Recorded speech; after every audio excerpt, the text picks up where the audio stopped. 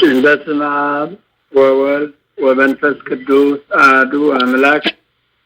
የተከበሩ አባታችን ሊቀ ማእምራን አባ ጽጌሃና፣ የተከበራችሁ አበው ካህናት፣ ወአኀው ዲያቆናት፣ እንዲሁም አባቶች፣ እናቶች፣ ምዕመናን፣ ምዕመናት፣ ወጣቶች፣ ሕፃናት ፍጹም በሆነ ሰላሙ እንደምን ሰነበታችሁ?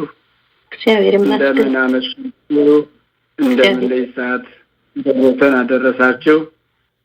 ምስጋና የባህሩ የሆነ አምላካችን መድኃኒታችን እንዲሁ ሳምንቱን በሕይወት በሰላም በጤና ጠብቆ ለቀጠሮ ያደረሰን የጠበቀን የረዳን ያገዘን አምላክ ክብር ምስጋና ይድረሰው። ጾሙን በእንደዚህ አይነት ጀምራችሁ እየተጋችሁ እግዚአብሔርን በምህላ በጾም እየጠየቃችሁ ነውና እግዚአብሔር እንደ በደላችን ሳይመለከት እንደ ምሕረቱ እንደ ቸርነቱ ጸሎታችን ተቀብሎ የይቅርታ የፍቅር ጾም እንዲያደርግልን ፈቃዱ ይሁን። ወይቤሎ ናሁኬ ሀየውከ እነሆ ከደዌ ድነሃል ኦቄታ አብስ ዳግም ከመዘይአኪ ኢይርከብከ። እንግዲህ ከዚህ የጠና እንዳያገኝህ ሁለተኛ እንዳትበድል አስተውል። ለትምህርት የመነሻ የማደርገው እነሆ ከደዌ ድነሃል የሚለውን ነው።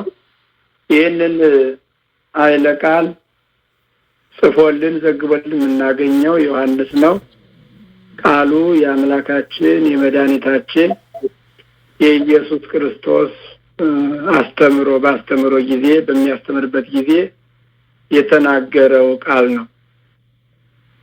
የዮሐንስ ወንጌል ምዕራፍ 5 ቁጥር 11 ላይ እናገኘዋለን።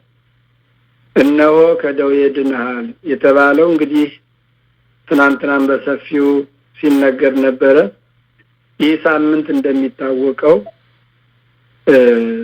የፈውስ ሳምንት፣ የድነት ሳምንት፣ በሽተኞች ምሕረት ያገኙበት፣ ፈውስ ያገኙበት፣ ከአምላካችን ይቅርታ ቸርነት የሚገኝበት ሳምንት ሆኖ እንዲታወስ ታላቁ ሊቅ ቅዱስ ያሬድ ጾሙ ከገባ ጀምሮ እያንዳንዱን ሳምንት መጠሪያቸውን እየሰየመ ከመጀመሪያው ዘወረደ፣ ቀጥሎ ቅዱስ፣ ቀጥሎ ምኩራብ፣ አሁን በአራተኛው ጾም ላይ የምናገኘው እሑድ መጻጉዕ ማለት ነው እና ይህ መጻጉዕ ማለት የበሽተኛ ስም ማለት ነው እንጂ የ38 ዓመት የተኛው የሱስ ስም አይደለም። መጻጉዕ በሚል የበሽተኞች መታሰቢያ እሑድ በሚል መጻጉዕ በሚል እንዲጠራ አድርጎታል እና በዚህ ወንጌል ውስጥ ሁልጊዜ ሲነበብም እኛም ስንማረው ስናነበው እንደኖር ነው ጌታችን አምላካችን መድኃኒታችን ኢየሱስ ክርስቶስ በዓል ለማክበር የአይሁድን በዓል ለማክበር እንደወጣ ጌታም አባቶቻችን እንደሚያስተምሩን በዓል ለማክበር የሚወጣው ስለ 3 ነገሮች ነው ይላሉ። አንደኛው ሠራኤ ሕግ ነውና የሰራውን ሕግ መስራት ብቻ ሳይሆን መፈጸም ስላለበት ፈጽሞ ለኛ ለማስተማር ለኛ አርአያ ለመሆን በዓል ለማክበር ይወጣል።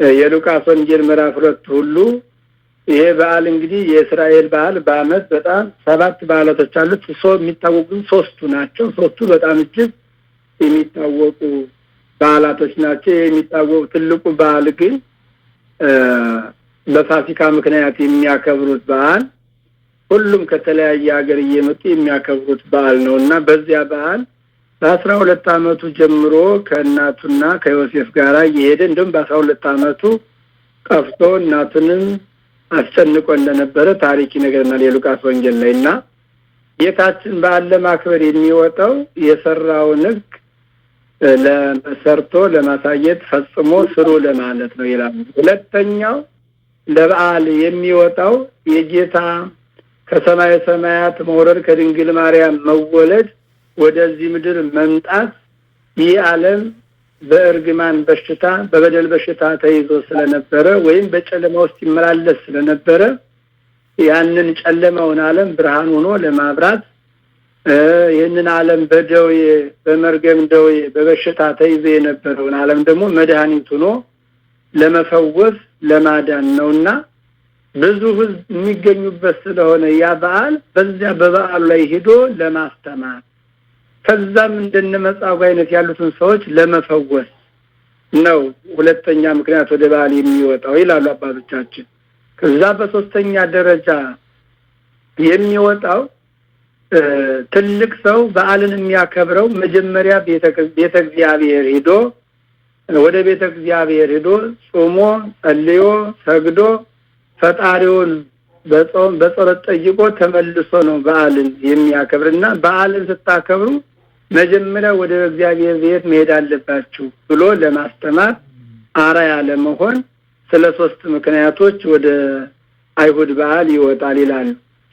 ይሄ በዓል የአይሁድ በዓል ለምን ተባለ? የእግዚአብሔር በዓል አልነበር የሚለው በብሉይ ኪዳን፣ በአዲስ ኪዳን ለምን የአይሁድ በዓል ተባለ የሚለውን ስናይ እውነት ነው። ማንኛውም በዓል በብሉይ ኪዳን የእግዚአብሔር በዓል እየተባለ ነበር የሚጠራው። ግን በዘመኑ የነበሩ ሰዎች ያንን የእግዚአብሔርን በዓል የእግዚአብሔር በዓል ከማድረግ ይልቅ ለራሳቸው በሚመቻቸው መልኩ እየቀየሩ ወደ ራሳቸው ስለወሰዱት በዚህ ሰዓት እግዚአብሔር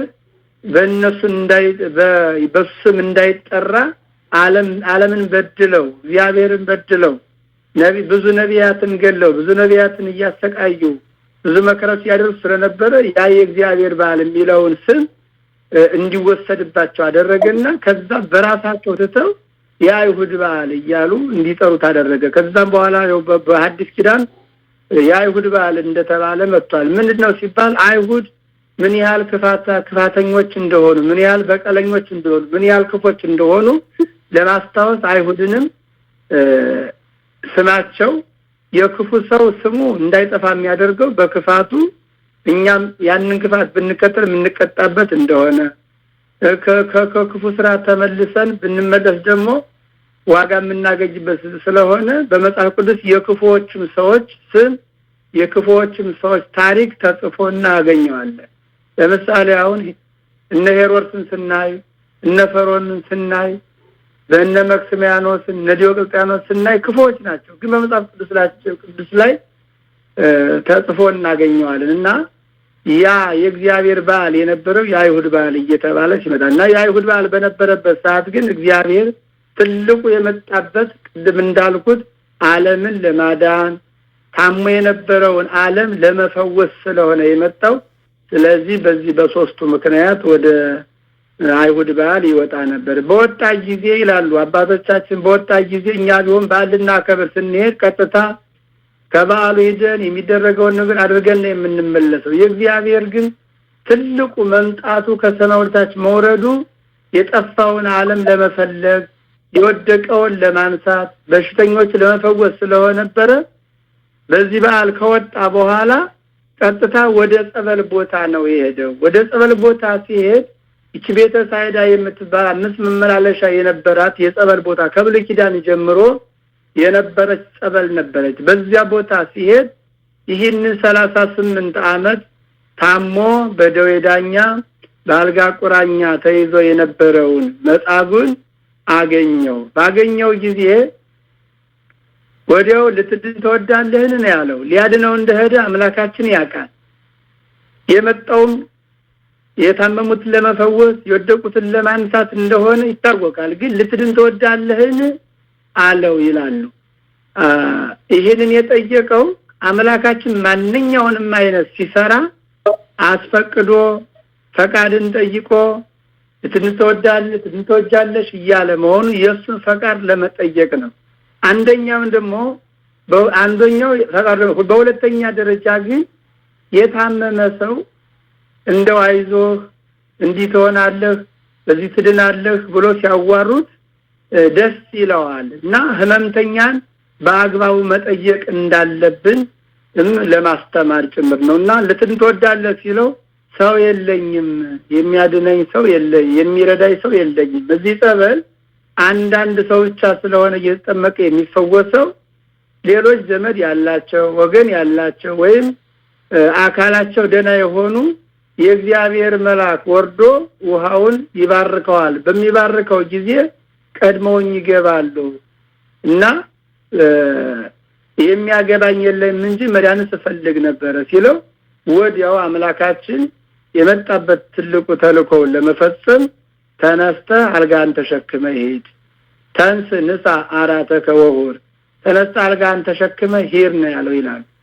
አሁን እዚህ ላይ ብዙ የምንረዳው ነገር የምናስተውለው ነገር ቢኖር ይህ ሰው 38 ዓመት ሙሉ ለመዳን ሲጠባበቅ የነበረው በጸበሉ ተጠምቄ ድነት አገኛለሁ ፈውስ አገኛለሁ ብሎ በጽናት በመበርታት ተስፋ ባለመቁረጥ 38 ዓመት ነው የቆየው ይላሉ። እንግዲህ ክርስቶስ መጻጉዕን ተነስተ በፈወሰው ሰዓት ተነስተ ሂድ ባለው ሰዓት ክርስቶስ ገና የ32 ዓመት እድሜ ነበረ።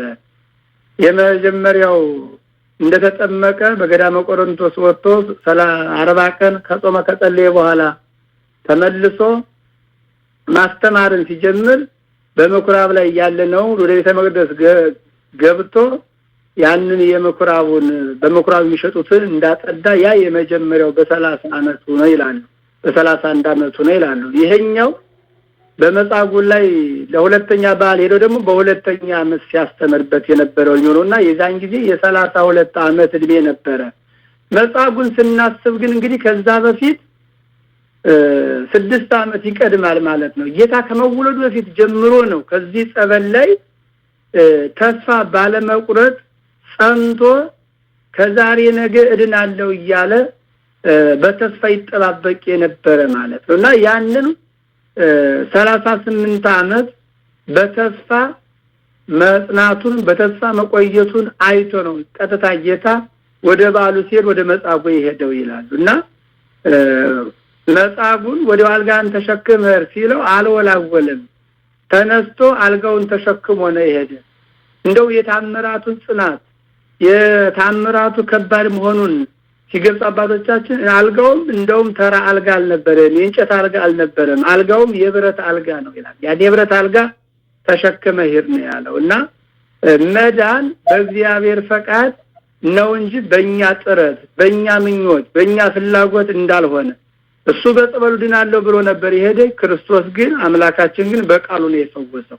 ስለዚህ አሁንም ዓለም በብዙ ደዌ ተይዞ በስንፍና አልጋ በኃጢአት አልጋ በበደል አልጋ በክፋት አልጋ ተኝተን ነውና ያለነው ከዚህ ክፋት አልጋችን እንድንላቀቅ ከኃጢአት አልጋችን ተላቀን በንጽህና በቅድስና መንፈስ እንድንጓዝ ያምላካችን ቃሉ ምሕረቱ ለሁላችን እንዲደረግልን ያምላካችን ፈቃዱ ይሁን እና ይህንን ሰው ሄድ ካለው በኋላ አልጋውን ይዞ ሄደ።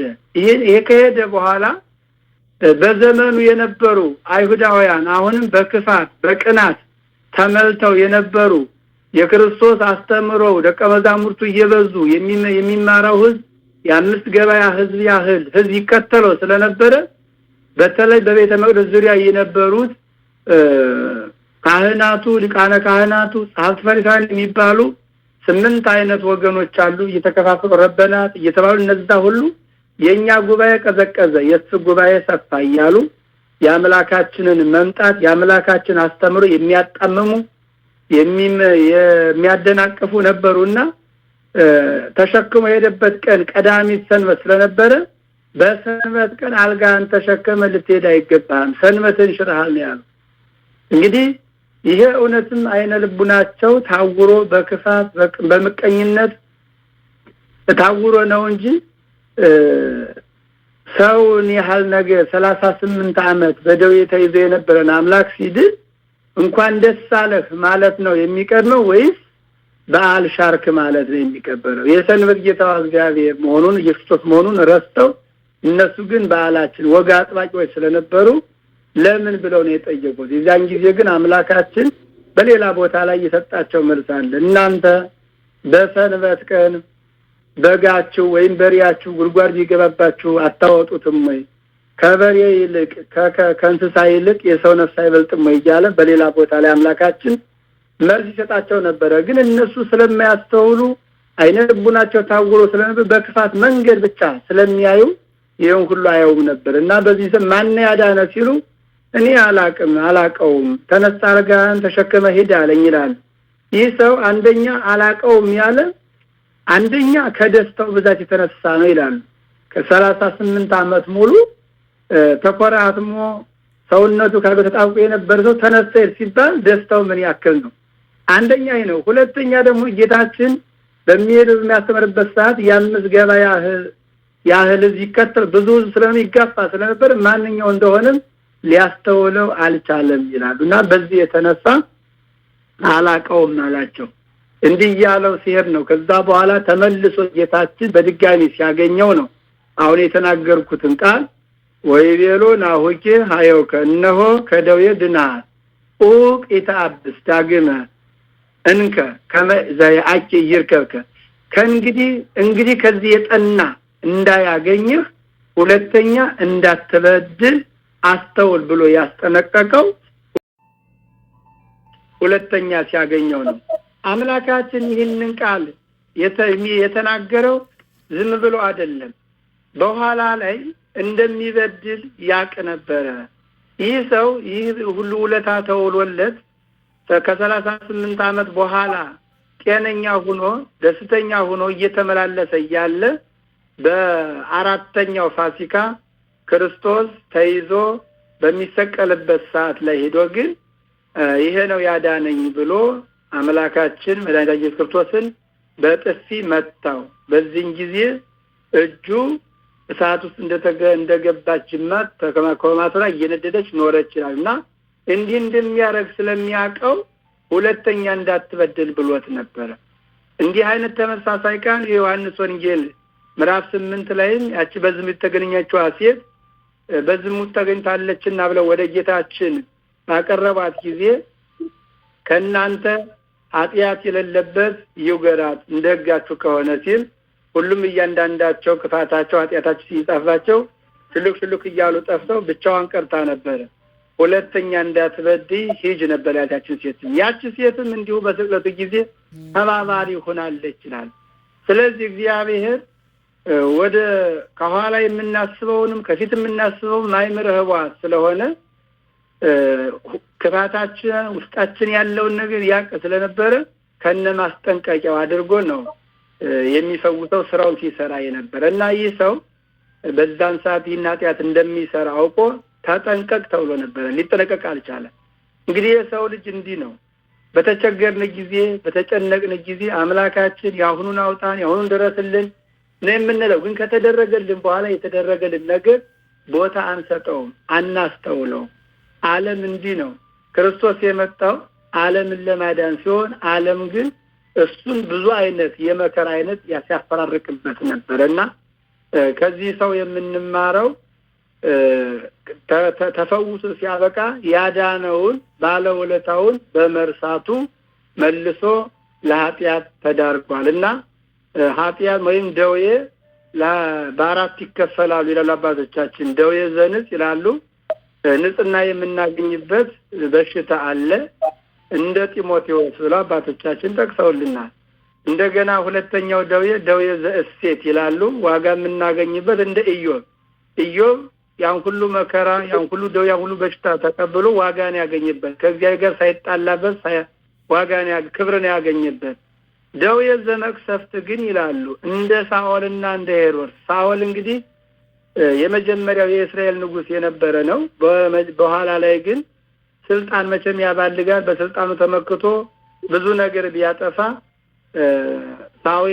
ሳሙኤል ሄዶ በሚመክረው ሰዓት ሄደ እግዚአብሔር ሳሙኤልን ከሳኦል መንግስትን አርቄያለሁ ብሎ ሲለው ለምን ብሎ የሳሙኤል ልብስ ሲይዝ ልብስ ተቀዶ ነበር የሳሙኤል። በዚህን ሰዓት እነሆ መንግስት ተቀደደች ብሎ ሳኦልን ከዛም በኋላ በቅናት በክፋት ክፉ መንፈስ አድሮበት እያሰቃየው ረጅም ዓመት ሲሰቃይ እንደነበረ መጽሐፍ ቅዱስ ይነግረናል። አንደኛ ሳሙኤል ምዕራፍ 16 ቁጥር 25 ላይ ክፉ መንፈስ ይዞት ይሰቃይ እንደነበረና ደዌ የመቅሰፍት ደዌ እንደ ሳኦል ይላሉ። እንደ ሄሮድስም ጌታን እገላለሁ ብሎ 144,000 ሕፃናት ያስፈጀ ሄሮድስ መጨረሻ ላይ አብዶ የገንዛ ስጋውን እየበላ እየነከሰ በደዌ ተሰቃይቶ እንደሞተ እንደገና የሐዋርያት ሥራ ምዕራፍ 12 ላይ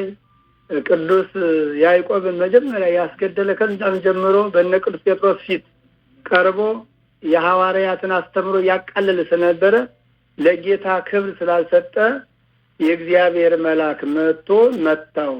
ያን ጊዜም በትል ተበልቶ ሞተ ይላል ሄሮድስና ይሄ ደዌ ዘመቅሰፍት የምንቀሰፍበት በሽታም አለ እንደነ ሳኦል ያለ ማለት ነው። ሌላው አራተኛው ደዌ ዘኃጢአት ያ ደዌ ዘኃጢአት ማለት አሁን የተረክነው ሰው የመጻጉዕ ታሪክ ነው ይላል።